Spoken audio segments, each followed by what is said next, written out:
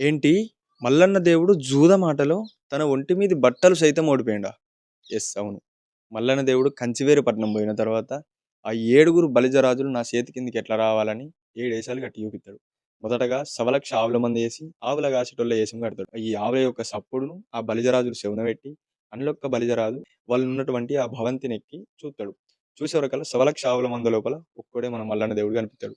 వాడు దబా దబా కిందికి దిగి, "అన్నలారా ఎక్కంచెలో ఎవడో పోరడొచ్చిండు, సవలక్ష ఆవుల మంద కొట్టుకొనొచ్చిండు." ఈళ్ళు దుర్బుద్ధితోని ఆలోచిస్తారు ఆ బలిజరాజులు. వాడున్నది ఒక్కోడు. మనం 7గురున్నాం. వాడిని ఇరుగమరుగు చంపి, మన ఆవులన్నీ మన దొడ్లో కట్టేసుకుందాం అన్నా అని అంటాడు. అందులో ఒక బలిజరాజు ఏమంటాడంటే, "వారి నువ్వు పగటి రేషిక్కులోనివి, ఆవుల మంద అంటున్నావు. ఎన్నడు లేనిది ఆవుల మందకి ఇప్పుడెందుకు వత్తారని" వాని మాట నమ్మక ఇంకొక రాజును ములకగూడెం ఎక్కిపిత్తారు. ఈ ఇంకొక రాజు పోయేవరకల్లా భగవంతుడు ఈ ఏషం బంద్ చేసి ఇంకో గొర్రెల మంద ఏషం కడతాడు.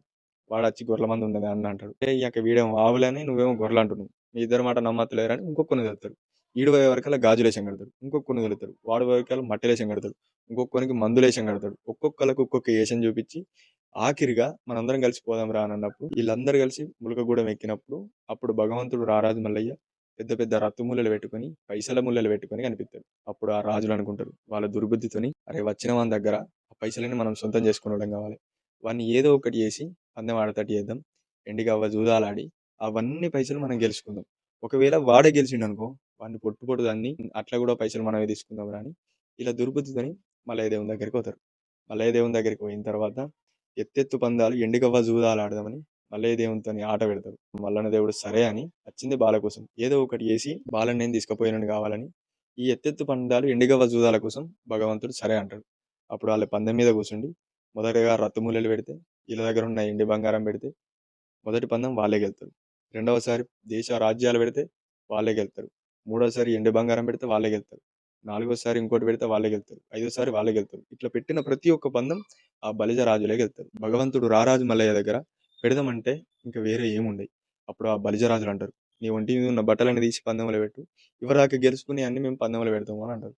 అప్పుడు మల్లన్న దేవుడు సరే పర్వాలేదని ఒక ఏలడంతా కైపూసనం ఇస్తే నేను ఈ బట్టలు తీసి పందెం లోపల పెడతా అని అంటాడు. ఏలడంతా కైపూసనం అంటే బుడ్డ గోసి. ఈ బుడ్డ గోసి కనికిస్తే నేను ఆ గోసి చుట్టుకొని నా ఒంటి మీద బట్టలు పందెం లోపల పెడతా అని భగవంతుడు ఒంటి మీద బట్టలు తీసి పందెం లోపల పెడతారు. అప్పుడు వీళ్ళు బలిజరాజులు గవ్వల చేతిలో పట్టుకొని ఆ ఎండిగవ్వ జూదాలు పందెం లోపల ఎత్తే ఆ పందెం కూడా బలిజరాజులకి వెళ్తారు. అప్పుడు భగవంతుడు రారాజు మల్లయ్య కడుపులో ఉన్న దుఃఖం కళ్ళ మీదకి వస్తుంది. ముత్యమంత బాల కోసం నేను 300 వేషాలు కట్టవలసి వస్తుంది. పగడవంత బాల కోసం 10 కోట్ల వేషాలు కట్టవలసి వస్తుంది. కళ్ళు మూసుకొని నా ఇన్నా జంగమయ్య అని కలకల కలకల దేవుడు కన్నీరు తీస్తాడు.